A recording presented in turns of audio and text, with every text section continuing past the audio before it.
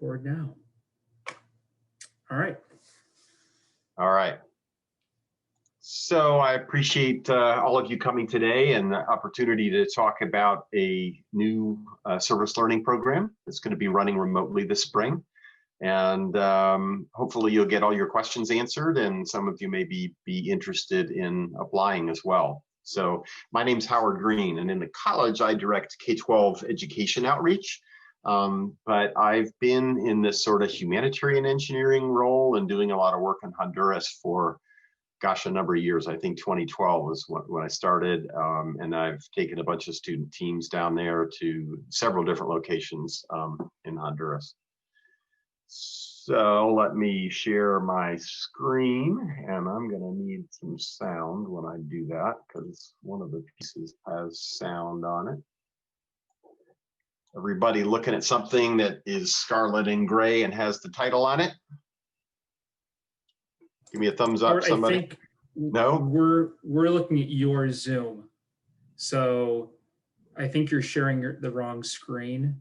That's weird. Perhaps. Well, let me try again. Let's see. I think you're right. Oops, did I share sound though? Just a second. Yes, that should be. You should see it now though, right? There we go. Yep. Okay. Yep. All right. So totally remote, and I have a little registration for today that I'm going to put in the chat window so that you can, just so I know who was logged in today and what some of your interests might be, so I can follow up as might need to be. So, oops, that is not it. Oh, that's the password. Give me just a second here, and I will put that into your chat window.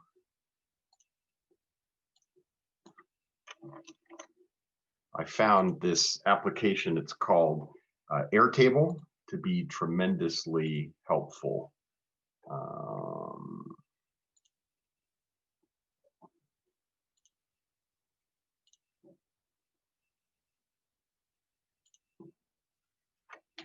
All right. So you should have gotten something that is a link. And so just at your leisure during the presentation, if you want to click on that and just give me a little bit of information about yourself, it shouldn't take you longer than like 60 seconds or so, but it'll just help me keep track of who is here and what your interest in the program might be. All right, so you can see a shared screen now. Good, okay. So Honduras, as you probably know, is in Central America, and it is bordered by El Salvador and Guatemala on the sort of northwest and southwest sides, and then on the east side is Nicaragua, so sort of sandwiched in there. Actually has coastline both on the Caribbean or Gulf of Mexico, as well as on the Pacific Ocean. And I've done work with several different NGOs, non-government organizations in Central America over the years. Come on, here we go. So that is a picture of, whoops, go back.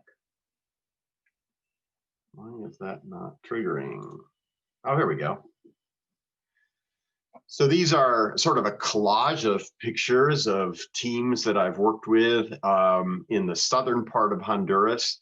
Most of these pictures, I believe, come from a sustainable housing initiative that we engaged with about 3 or 4 years back.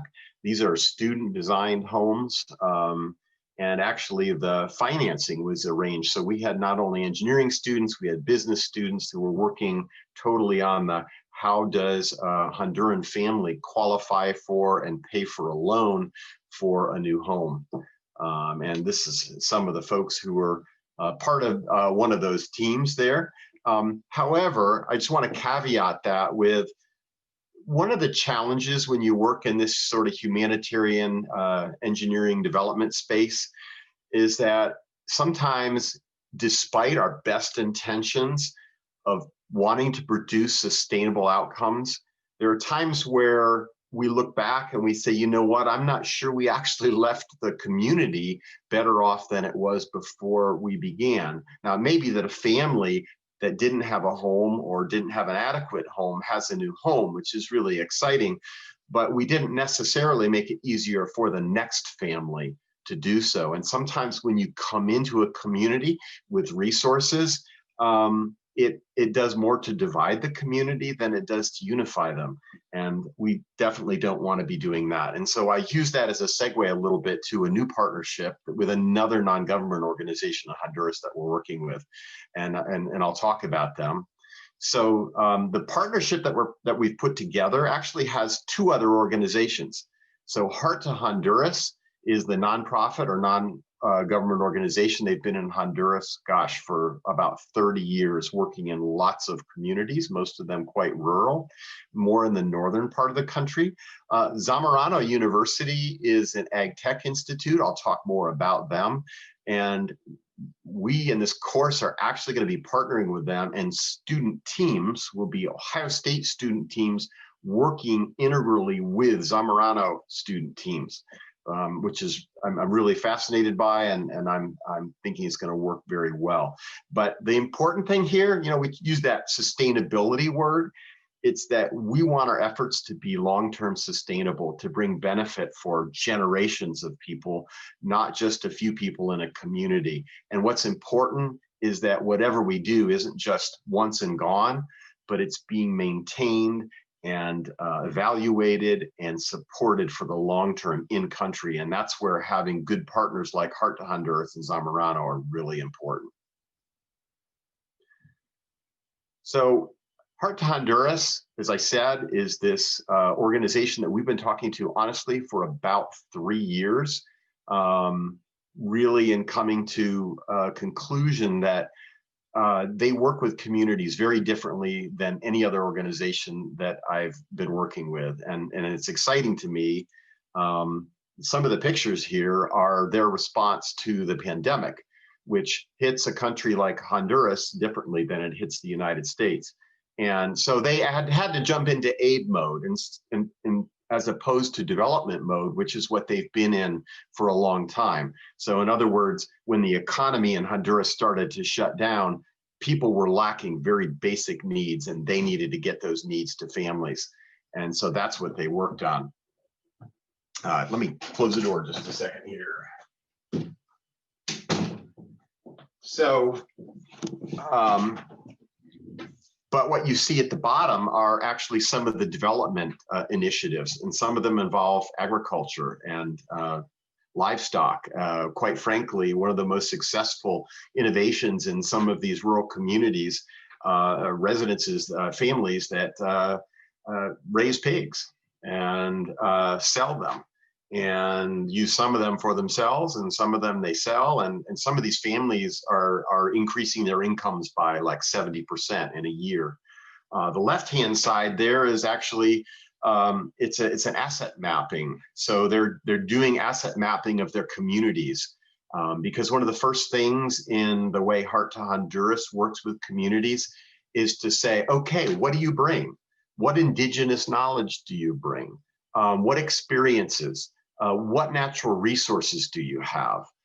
It's all of these kinds of things. Too often what we do in development work is come into a community and assume that they need something that we have, assume that we have knowledge that they don't have, and we try to fill in a gap.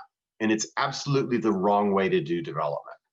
So I want you to listen. There's a quick video here.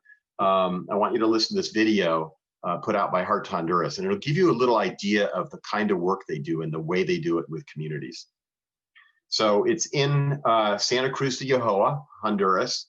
So where the circle is there, it's about an hour south of the San Pedro Sula airport. So the two big cities in Honduras really are Tegucigalpa, which is the capital, and then San Pedro Sula, which is the other big city.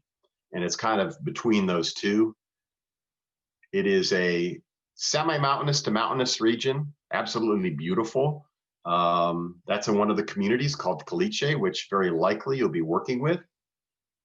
And some of the folks that we went down there with, and we've been in discussion with both Zamorano and Heart to Honduras with, that's what some of these pictures are. But let me forward to this video. My name is Randy Bargastock, and I am ministry developer and president of an organization called Heart to Honduras. We've been in the country now for over 30 years, working alongside of our brothers and sisters in Honduras. Mi nombre es Henry Alvarenga, soy de Honduras y trabajo para Corazón para Honduras desde hace 4 años. After 30 years of attempting to assist what was referred to as the poorest country in the world, Heart to Honduras has learned a lot in the last 5 to 8 years that many of our best intentions resulted in unhealthy dependencies and people who were waiting for the great North American to come down and to somehow solve their life problems. And quite honestly, many times we relished in that role because who doesn't want to be the savior of other people's problems? But we have learned that that was not the best way to go about what we were attempting to do. And so we changed our strategy rather dramatically and look at our Honduran brothers and sisters very differently and consider them not as people of need, but as our brothers and sisters, and that we are there to walk alongside of them and to learn from them and to support them and empower them. Hemos aprendido mucho de nuestros hermanos. Hemos aprendido mucho acerca de cómo podemos tener y hacer un desarrollo saludable en nuestras comunidades. And the amazing thing in doing that, it has awakened in them a heart desire to become all that God intended for them to become. They're awakening to their real identity as sons and daughters of the living God, not as a people of need, but as a people of great potential and capacities. Y tenemos una filosofía, creemos que la pobreza es el resultado de las relaciones rotas con Dios, relaciones rotas con los demás, relaciones rotas con la creación y relaciones rotas con nosotros mismos. Y queremos seguir trabajando, queremos seguir desarrollando nuestras comunidades, queremos seguir desarrollando nuestros pueblos, porque sabemos que Cristo está haciendo cosas grandes en nuestras comunidades.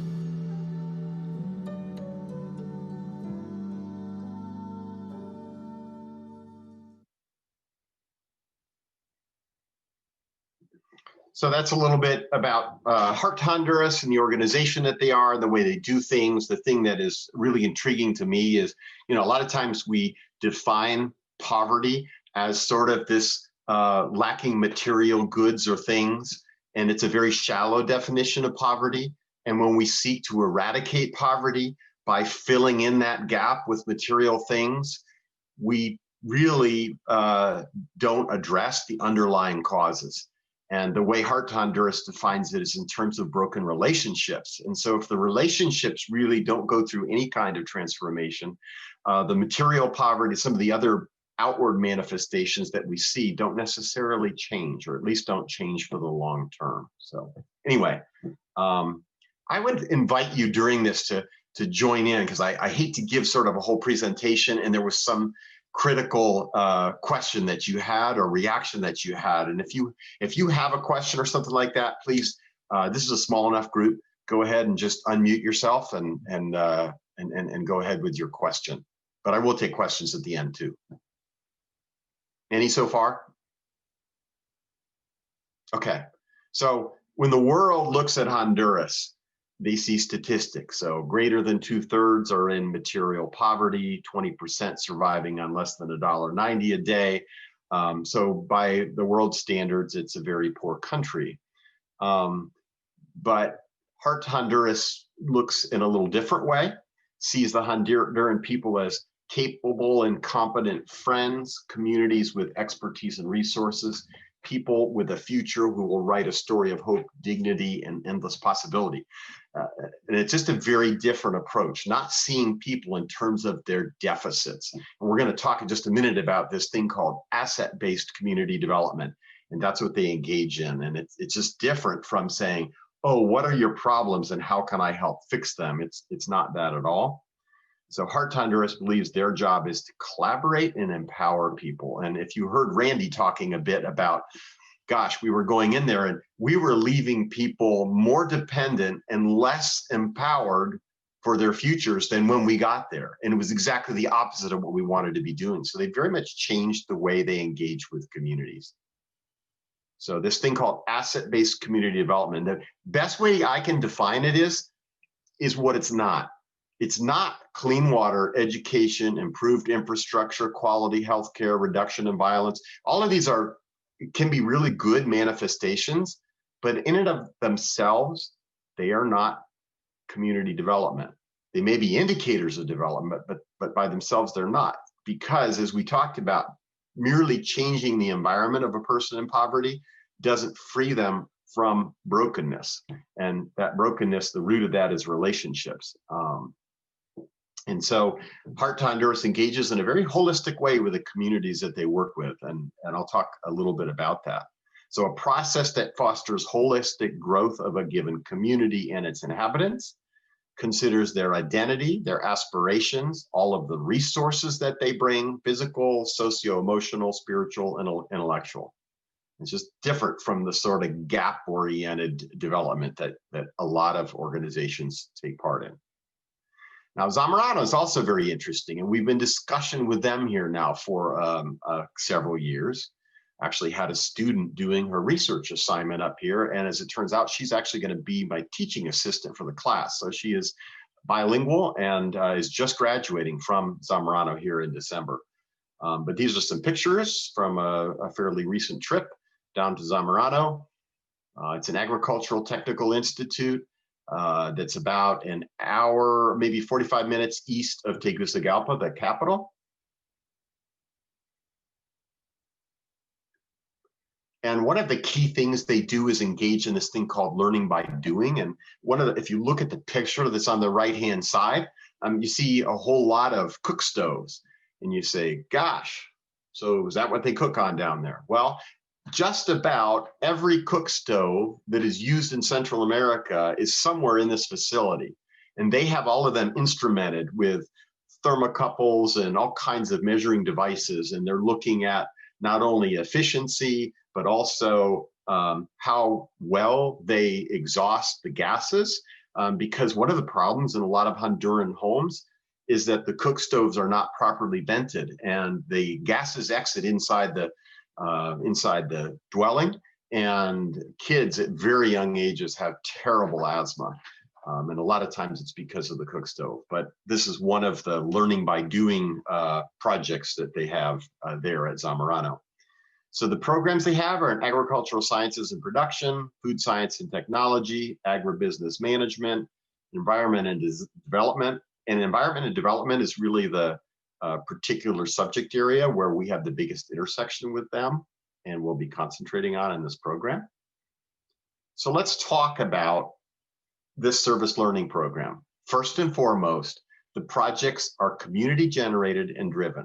I mean, I know it's really nice as students to sort of put your heads together and say, here's what we want to do because we're really excited about building a new cook stove for this particular community. Well, back to the empowerment thing. If we come in and tell them what we think they need, number one, it's probably not going to take hold or even be appreciated. And number two, it's not going to leave people better off than they were in terms of being empowered for their futures. So it is generated by the community. We'll be working on innovations like engineers do, developing, I just said things here because I don't want to call them products because they're not necessarily things that are marketed, or processes that assist the community in their aspirations. So here are some of the areas, and I'll talk in particular about what we're going to be working on this spring because the communities have already spoken relative to that. We have some detail on that. So these are the kinds of things you might be involved in: dialogue, ideation, modeling, design, prototyping, testing, and then in the later phases, education and training, assessment, evaluation, some of these kinds of things as we see these developments through in the community. So in particular, what we're going to be working on this spring, we've had lots of discussions, it's specifically on rainwater management, both rainwater as a source for households, and as we'll see, damage control for rainwater, as it creates lots of havoc on roads and homes and things like that. So both the positive and the negative aspects. That is a Honduran family that is washing their clothing and doing their bathing in the streams, and that's a very common sight in Honduras. So catchment and harvesting, storage, treatment, filtration, testing, distribution, delivery, all of those kinds of things, but in the setting of a community that might have 500, 400, 500, 600 people. And so cost and complexity, is it going to be a residential system or one that's actually community-based? Both of those are possibilities. Looking into, okay, what kind of maintenance is necessary on the system? Those are some of the considerations. But we're also going to look at managing rainwater as a destructive force and developing locally appropriate solutions there, controlling erosion damage to roads, to homes, to crops, flooding, looking at what systems and processes, what maintenance, what environmental effects, some of the considerations of what we're going to be looking at. And so in the course, you'll learn about models of community development. And as we described, one is asset-based, which we'll be using, but I want you to know some others and be able to compare and contrast them and know why and how they work. You'll learn some context about Honduran history, culture, economy, and government. And you're going to be in small groups with students who, some of them are from Honduras, but Zamorano actually has students from all over Central America and even some of the South American countries. The identities and aspirations of the communities you'll be working with. You're going to get to know some new people. Now, you're not going to have daily contact with them. I'd love to say, you can just WhatsApp, everyone's WhatsApping people in a community. Number one, their access to bandwidth to do that is not as good as your access to bandwidth. You've all got unlimited plans and so the like. Most of them are paying by either minutes or data, and so that gets expensive. And it's not something that we want students interacting on a one-on-one basis, but we will be interacting with communities, and we'll talk a little bit more about what that looks like. So on blended, as I said, OSU Zamorano project teams, you'll engage with dialogue, and there are a couple of ways that we will do dialogue. So it may be by WhatsApp, which is what most of them have on their web-enabled phones, and they usually have a mobile connection that will allow that. But also using what I'm going to call video snippets, allowing your teams to ask questions of communities and let them respond with short videos that are responses to that they, through Heart to Honduras down there, posts somewhere that we have access to. And that's what we're talking about, being the best ways that we will communicate back and forth with communities. Households and families, El Patronato, which is kind of a leadership group within the community, local government, because all of the things that we do usually require some participation and coordination with local government. And one of the things you'll be doing is assessing existing community water management systems. What's there now? And you really need to know that first before you even think about researching what others have done in a similar context, perhaps elsewhere in Central America, and then proposing, discussing, simulating, prototyping, testing, that kind of a thing. And we do have some facilities on campus. Actually, some of them we're putting together right now. We're putting together what's called a humanitarian innovation laboratory. And the first equipment in that lab is all water-based testing and simulation and that kind of a thing. So, and I can get into more discussion on that offline. So the particulars of the program, it's ENGR 5797.24. It is a 3-graded credit hour course. It's offered in spring, starts January 11th. It will be 100% remote. And as you know, be participating with Zamorano students. By permission of instructor, that's just so we've had a chance to have a conversation and make sure that this is what you want to do and it's the right thing for where you are in your course sequence. The time hasn't been announced yet, and actually what I'm planning on doing, since it's going to be a small class, relatively small, is get you together and say, hey, let's figure out between the communities we're working with, Zamorano, and your schedules, what's the best time for us to meet. So I don't know what that is yet, but it will take your schedules as much as possible into account.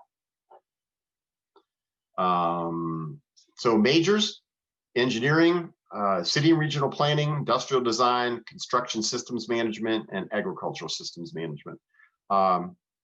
Anyone in here who's not in that, we can definitely talk. I think, Jordan, I think you said you're bio, like biology. Is that right? Yeah. Anyway, so we can definitely talk offline about this. Is there anyone in here from either city and regional planning or one of the other majors? Just curious. I'm engineering, so chemical engineering, though it's not really. Oh, sure. Well, I just said engineering, so literally all flavors, and chemical would certainly be included in that. But is there anyone who's in the non-engineering disciplines outside of Jordan? Okay, I won't speak a whole lot more to that then.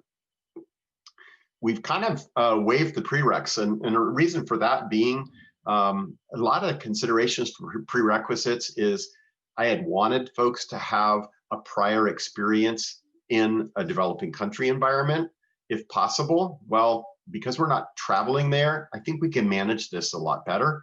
And so there really are no actual prereqs for it. I'm looking for about 8 to 12 students. And the reason that's a small group is, remember, we're going to have an equivalent number on the Zamorano side. And so as we put these teams together, if I had many more than that, it would become somewhat unmanageable.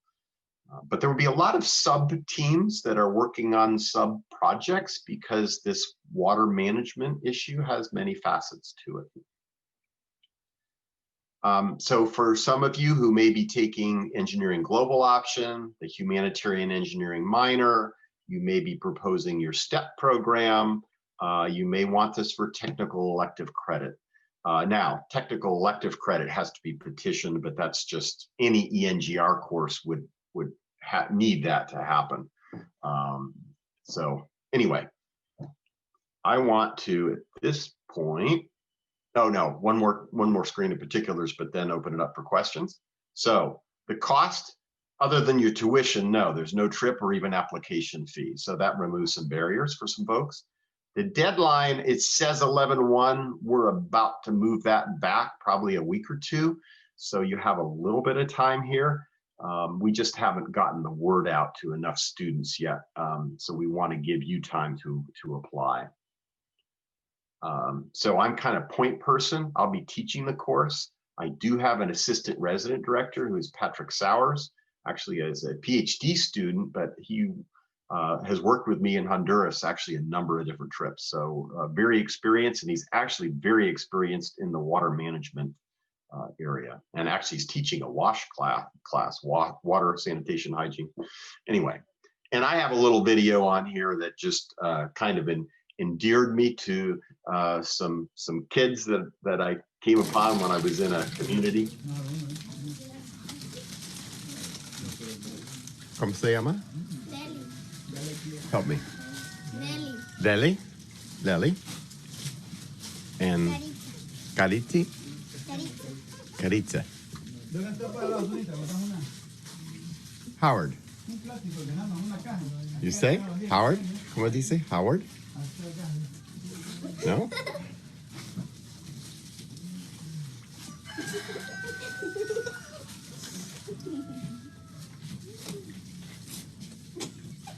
¿Se llama?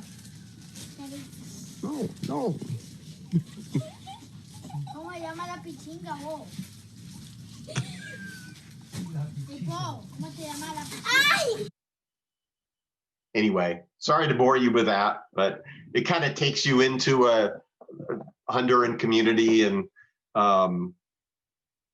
incidentally, that is a pila behind them, and So in terms of what one uses water for in a residence, it all centers right there, because there's water in Apila for cooking, for bathing, and actually I believe where the little boy is poking his head out of is where they basically take a bucket of water or a dipper of water, if you will, and pour it over them to bathe, but also water for cooking from the same kind of location. So anyway, that's all I have. I want to make sure that we get your questions answered and maybe engage in a discussion that helps you to understand more about what this program is all about. So I'm going to stop my screen and just kind of open it up for your thoughts, your questions.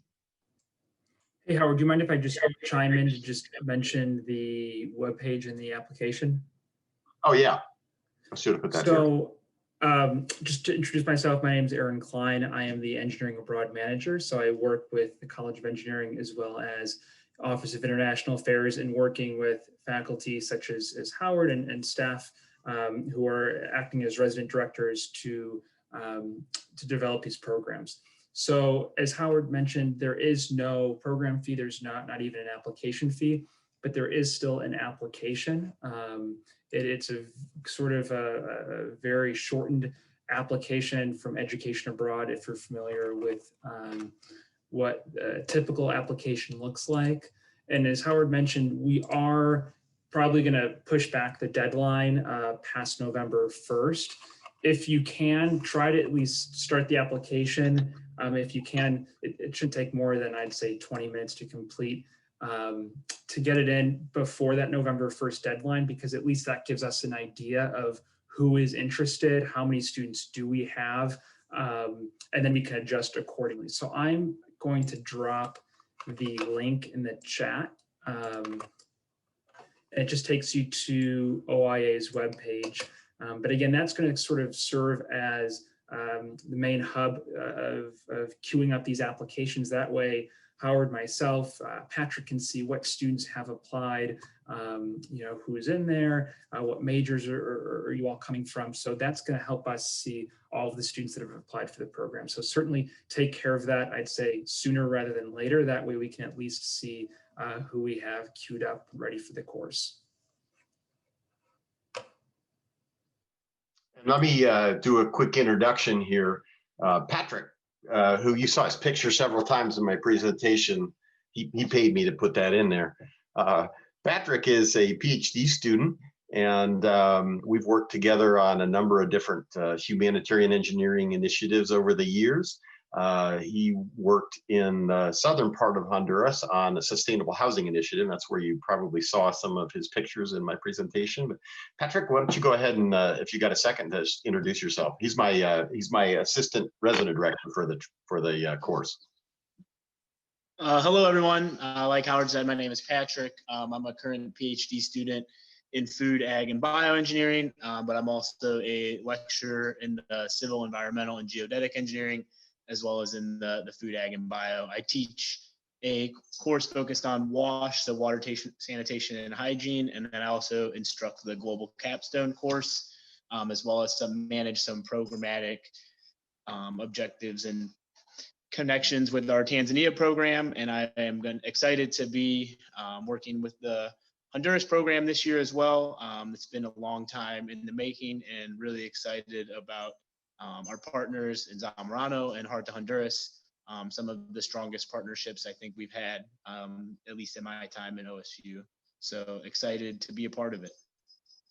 And what Patrick didn't really say is how much expertise he has in the whole water arena. So I was actually thrilled to get him to help co-teach this class with me, because Patrick has been working for the last, 3 years, or how long has it been in Tanzania? About 4 years now. Yeah. So my research specifically has been around rainwater harvesting, treatment and catchment, construction management around those practices, as well as a hybrid of community development and how do you build relationships and capacity with those community partners. And then my PhD research has been focused half and half between the building of curricular aspects in this space, but as well as looking at a long-term water distribution system for that community in Tanzania. So when Howard mentioned we were working on rainwater harvesting and water quality, I was excited about that because it's right up my alley. So. Thanks, Patrick. And if anyone has questions specific for Patrick, you're certainly welcome to. We'll entertain those too. So, give me your thoughts, your questions.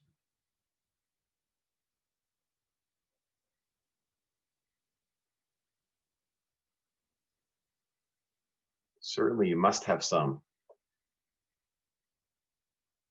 Has anyone been presently of the students that we have here, either been on another service learning trip, something in, abroad?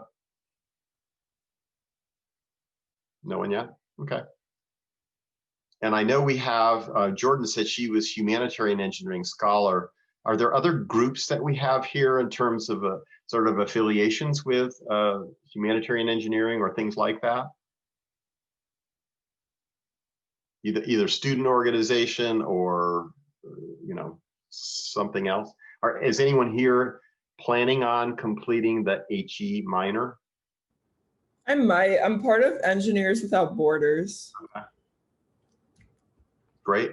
Now, are you slated to go on a trip with them? I know they've been, gosh, they're working in Ghana.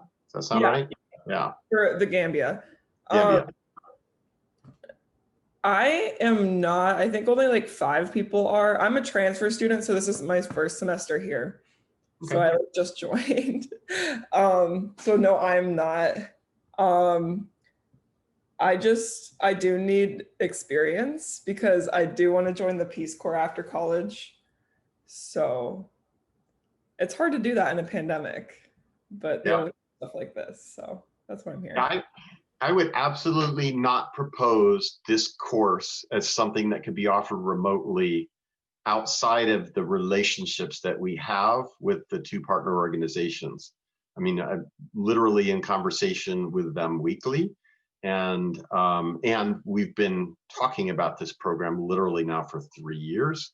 And so there's just a lot of trust and a lot of knowledge of each other, and a keen interest in all working together. It's not working together because Ohio State wants it. It's because they see value in partnering together, all 3 partners. And to me, that's really exciting.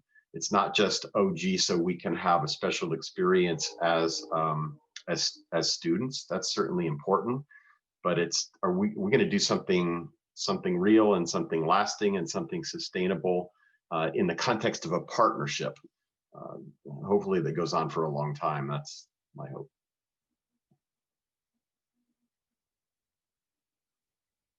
Any other thoughts that you have or questions that you have?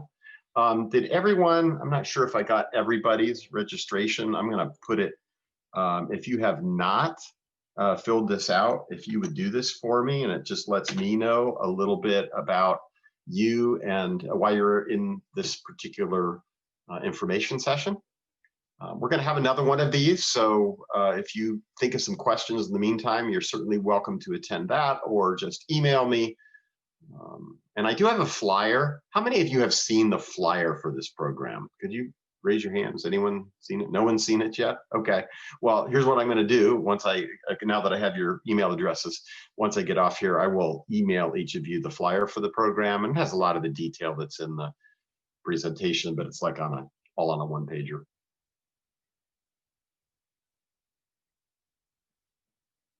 Anything else for the good of the order, Aaron? No, not that I can think of. I'd say just for any students, just go to that application link, and it really is a shortened application compared to the normal education abroad app. So just make sure, I'd say you try to take care of that by the deadline. That way we can tell and see who all is interested, and then we can extend accordingly. But because you came today, I will send it out an email as we get closer to that date, just with a reminder, and also update you all once we have if we do decide to push it back, what that date's going to be. Some of you may be wondering, do I have to have Spanish language skills? You just saw mine, they're non-existent. Certainly it's a great asset, but if you don't, we will have enough folks who have enough Spanish that we will, including my student assistant who's bilingual, that we'll work through this. The Zamorano students are reasonably good at English, so you should be able to interact largely in English with them. And then Jaylene, who will be kind of my student assistant, should be able to help with translation of complicated things or issues. So, all righty. Well, I appreciate you all joining today, and let me know if you have additional questions, and I will email to you the flyer.